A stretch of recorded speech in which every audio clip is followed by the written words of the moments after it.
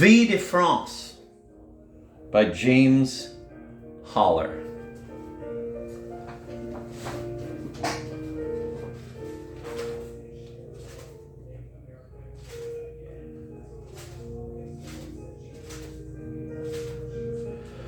Prologue. I never thought I'd be a cook.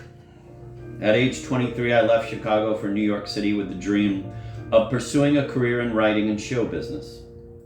Noel Coward and Cole Porter were my idols. Their sophisticated lyrics and soigné celebrity style set the standard of an ambition for which I can see now I, as a high school dropout and missing a couple of front teeth, was wholly unsuited.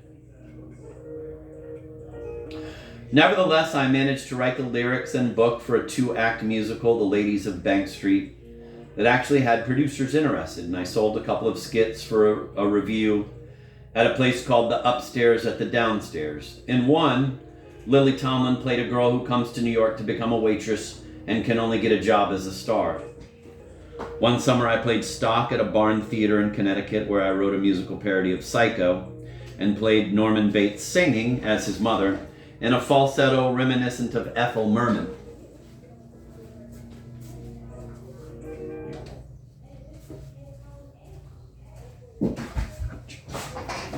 All this was great fun, but of course didn't pay the rent. And so, unlike Lily Tomlin's would-be waitress, I had come to New York to be a star and could only find work as a waiter. I bounced in and out of several eateries,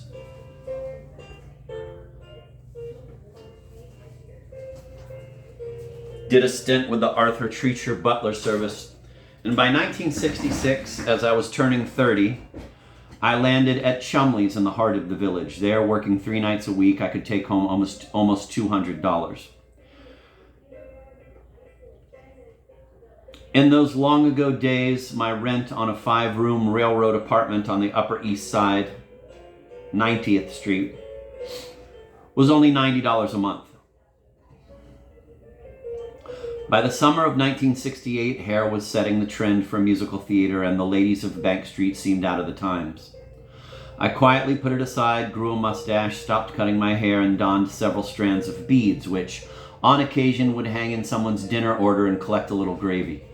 "Oh, sorry, man." "Hey, I'm cool with it." It was the 60s. I formed a rock group with 4 other people and began writing what I thought was sophisticated folk. We called our group the Flossie Holohan and played the Village Gate. Once. I went back to Chumley's. "Man, what's on your beads?" "Gravy." "I can dig it." That was the 60s. One day, the Fender guitarist invited me to meet his guru, a charismatic and beautiful Dutch woman in her mid-60s who held weekly theosophical discussions in her living room. She said that I was afraid of success and gave me a small piece of lapis lazuli on a chain, which she said had the power to, quote, ward off the fear of good things happening to me, end of quote. I immediately put the lapis around my neck. At this time, my old friend Gene from my Chicago days was living in New Hampshire directing children's theater with a Title III project called TRY, Theater Resources for Youth, one of LBJ's Great Society programs. He was renting a wonderful house in Dover with a huge fireplace, a loft bedroom, a small kitchen, and a tiny guest bedroom where I stayed during my frequent visits. Frequent because in the 60s you could fly from LaGuardia to Boston between 11 and 2 in the afternoon for $11.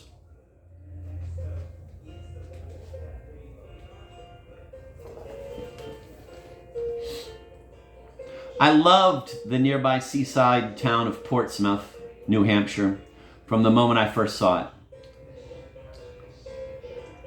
I loved the dignity of its 18th and 19th century homes and the narrow streets, ancient trees, and its granite embankment along the Piscataqua, which divides New Hampshire from Maine. I had wanted to live in Maine ever since I was a kid in the early 40s and saw an ad on a Chicago bus advertising Alka-Seltzer. It read, quote, "From Maine to California, more people choose Alka-Seltzer," end of quote, and had on one side a picture of a little boy in a stocking cap standing next to a pine tree on a snow-capped hill, and on the other a lady at the beach in a bathing suit sitting under an umbrella wearing sunglasses. Maine definitely looked more attractive.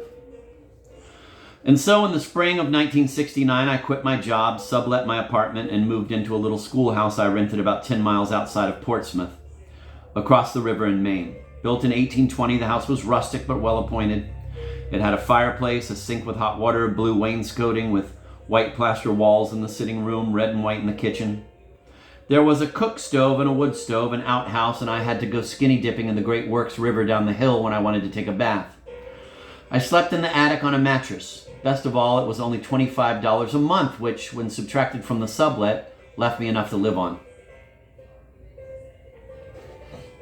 I spent that summer working on my first book, an autobiographical memoir, Do You Need Me? Swimming in the river and spending an occasional afternoon at nearby Ogunquit Beach. It was there one day in early August that I met Mark, the young man who was to become my future business partner. "Excuse me," he asked as I walked by, pointing to the piece of lapis. "Why do you wear a blue strawberry around your neck?" We instantly became good friends, and by October, the two of us returned to New York City when, much to my amazement, I was signed to a named talent agency after some of my material had been well received on Johnny Carson's Tonight Show and The Merv Griffin Show. I sent them everything I thought was worthwhile, including The Ladies of Bank Street and my newly finished autobiography. Feeling myself on the eve of success but still needing to pay the rent, I took another job as a waiter while Mark kept books for an art glass company. Although that fall and winter the agency responded to my inquiries with further reassurances. Things were about to happen. All through that fall and winter the agency responded to my inquiries with further reassurances. Things were about to happen. In May, a new landlord, anxious to turn my 5 rooms into 3 studio apartments at 6 times the rent I had been paying, offered to buy out the lease at a price that seemed too good to refuse. The future felt secure. We sold the flat, quit our jobs, moved back to Maine in the schoolhouse, and waited for things to happen. It was a beautiful summer. We planted an enormous garden and proudly raised broccoli, Brussels sprouts, eggplant, corn, potatoes, tomatoes, and string beans in bucolic retreat while I awaited my first writing assignment. One afternoon, the mail arrived, and with it, all the material I had turned into the agency with a terse little note, quote, "We do not feel at this time that you are saleable," end of quote.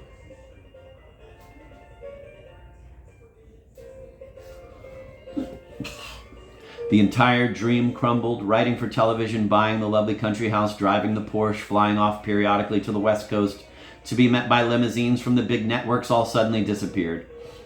With the rejected pages cradled in my arms, I sat down in the middle of the eggplant patch to consider my desperate situation. Looking toward heaven, I announced, "I'm at the end of my rope." And, as if in response to my declaration, there abruptly followed the best advice I have ever given myself. "Well then, dummy, let go." Through what proved to be a paradoxically fortuitous coincidence of misfortunes, my friend Gene also found himself suddenly without an income when the budget for the Title III programs was abruptly canceled at this time. Gene, Mark, and I were commiserating together at Gene's house not long afterward. I was thinking I could wait tables again, although with fall approaching and the summer restaurants closing for the season, the timing was inauspicious. Gene might have gotten a job teaching, but it was already too late to land anything other than a substitute position.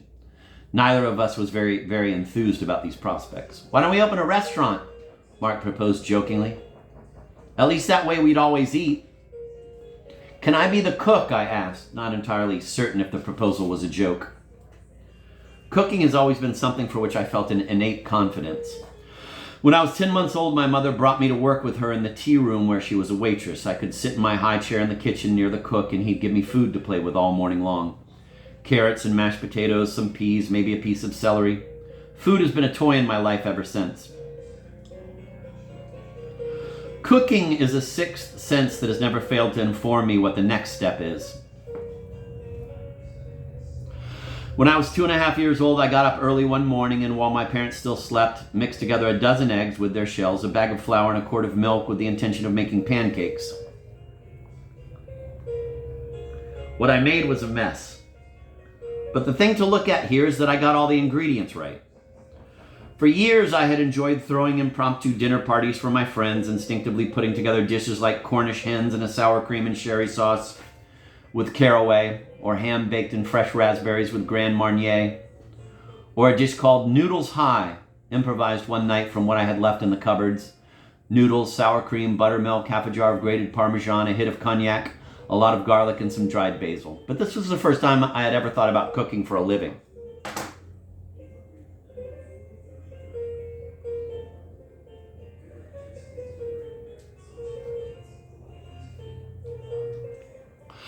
Throughout the afternoon, we continued discussing the restaurant with growing excitement. What had begun as an offhand proposal was contemplated as a real possibility, and before we had left Jean's house that evening, had emerged the solution to all our problems.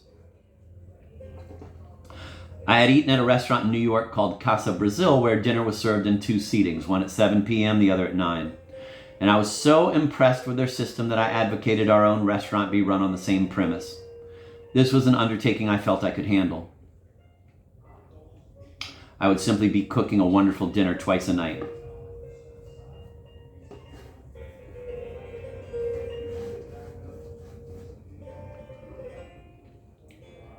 Undaunted by our lack of funds, we began evolving a plan of action. First, we drew up a list of everything we thought we would need and assessed a startup cost of about $4,500.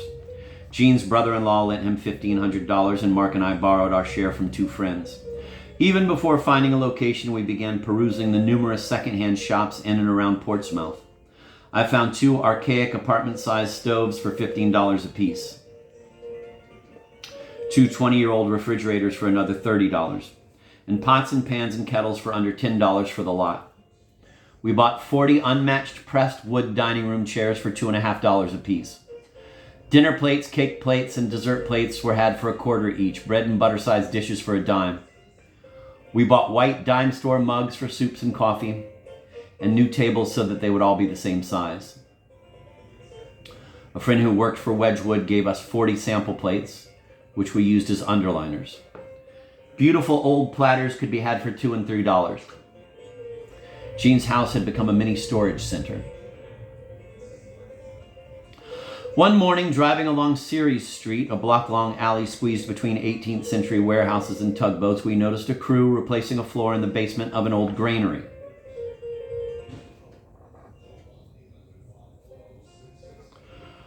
Looking in through the window, we found bare brick walls, a beamed ceiling, and a fireplace with an impressive rough-hewn mantel.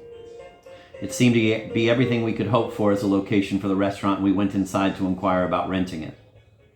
The foreman turned out to be the owner of the building. He was interested to hear our plan, and the next day, November 2nd, 1970, offered us a lease. The landlord installed spiderweb sconces, all the electrical fixtures, the bathrooms, dark red carpeting, and built walls to separate the kitchen area from the dining room. What wasn't brick, we painted a flat white with all the woodwork in Wedgwood blue. A friend who owned an antique store lent us several beautiful paintings, filling the spaces between the sconces with gilt-framed American landscapes and portraits. In the deep recess of the front window, looking across the alley to a view of the tugs and the river, we placed 2 hand-carved wooden figures, a drummer and a cymbal player, that had once fit on the side of a calliope.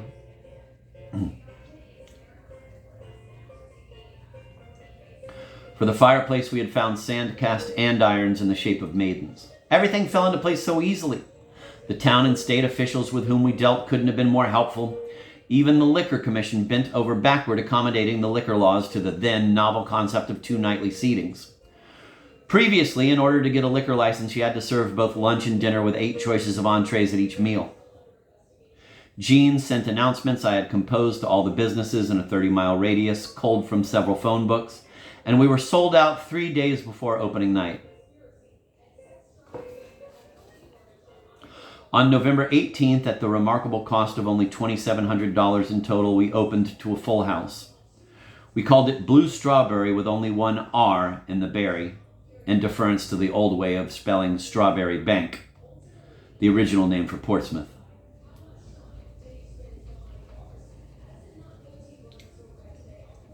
The fact that before this evening I had never cooked for more than 8 people never fazed me. I made a list of all the dishes I knew how to cook and created the opening night menu from it.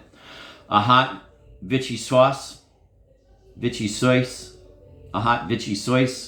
artichoke hearts in a white wine cream sauce, crab stuffed mushrooms, salad with a frozen cranberry dressing, tenderloin of beef and red wine and mushrooms, carrots and curry and honey, potatoes roasted in garlic, zucchini and dill in butter, and string beans fried in bacon.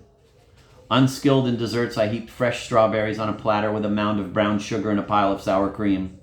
The routine being to dip the strawberry into the sour cream, then into the brown sugar, and eat. It became our hallmark dessert.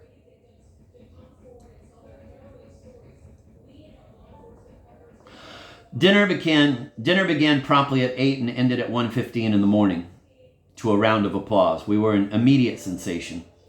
The local newspapers raved about the new restaurant in Portsmouth and Chef Holler's amazing cuisine. It all seemed so unreal to me, since I had never formally studied cooking or even followed recipes. The title chef seemed almost illegitimate. I felt that I had never worked hard enough to acquire this knowledge, which to me appeared to be just a talent for making food taste good. More importantly, I was having a terrific time. How could anything that was this much fun be work? Having never formally studied cooking, I was unbound by any of the preconceived rules about what you should or should not do, and so, as long as the food tasted great, I never felt as though I was doing anything wrong. No one ever said no to me. No one ever told me I was doing something incorrectly or that I shouldn't do something. Jean and Mark were perfect business partners, never questioning anything I wanted to do in the kitchen. This gave me complete freedom to be creative. Like doors flying open, wild ideas of concoctions and mixes of tastes flooded my imagination, and every day I cooked something new. Never repeating a menu, trying never to repeat a dish. It was art, like painting, like composing. Creating a fine meal was an instant artistic achievement, eliciting an instant reaction that continued to motivate me to rampant innovation. Cooking was and still is a kind of magic to me, the fusion of herbs and wines that turns duck or veal, fish or pheasant into a taste that thrills the palate is an amazing feat of alchemy. One evening in January, just a month and a half after we had opened, a blizzard had canceled out all our reservations. The candles were still lit in the window, and the three of us were about to put everything away for the night when there was a knock on the door. I opened to a party of 6 people who asked, "Are you a restaurant?" We assured them that we were, invited them in, and fed them. At the end of the meal, they explained they were from Boston Magazine and had been up to Kennebunkport, Maine earlier in the day to do a story on a restaurant that had turned out so disappointing they hadn't even finished the meal. Excited by my cooking, they asked permission to do a story on us, and of course we agreed. A few weeks later, the cover of the magazine featured the headline, "For a great dinner in Boston, drive to Portsmouth, New Hampshire, and Blue Strawberry." With that boost and the brilliant press kits that Jean continued mailing out in that first year, we were soon receiving dinner reservations months in advance from all over the country. People would call from California or Utah or Ohio and say, "We're going to be in New England this summer. Can we make reservations for August?" New Year's Eve, Thanksgiving, and Easter would fill up a year in advance. It was truly the beginning of a career I had never even considered. All through the 70s and into the 80s, our reputation continued to grow. I was still loving the kitchen, still passionate about the creation of new dishes. The restaurant had become my whole world, the people who worked there, my family. However, at the same time, relations between the three of us partners had begun to deteriorate. Mark and I had long since severed our domestic relationship, but had never resolved the antagonizing conflicts that had led to the break, and they continued poisoning the partnership for us both. By 1986, our estrangement finally reached a crisis, dissolving the partnership just before my 50th birthday. I simultaneously suffered the end of a long relationship and the death of my dog. My life was sounding like a country and western song. The legal proceedings to sell out my share of the corporation became protracted and ugly. It took over a year and a half to be definitively settled, and during this time, Mark died of cancer.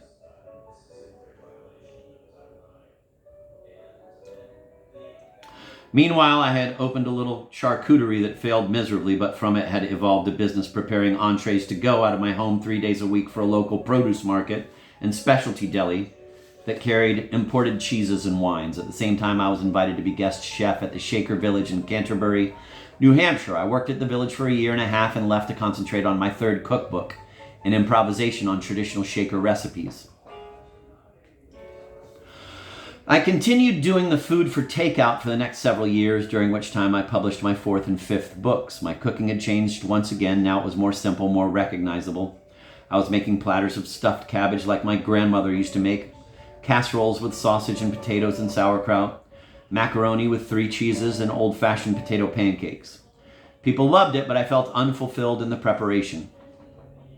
It all had become lackluster, simply a job in which I no longer felt inspired. The cold case in the deli section was not as grand a stage as the beautiful dining room of my restaurant. I had been cooking for almost 30 years professionally, and it is a profession I truly love. But in the past few years, the tedium of the kitchen, the sameness of the venue, had made the work seem mundane. Food and the process of cooking had never for an instant lost its appeal, yet of late in the storehouse of my imagination there didn't seem to be anything left. It was 1996 and I was about to turn 60 years old. A sobering age.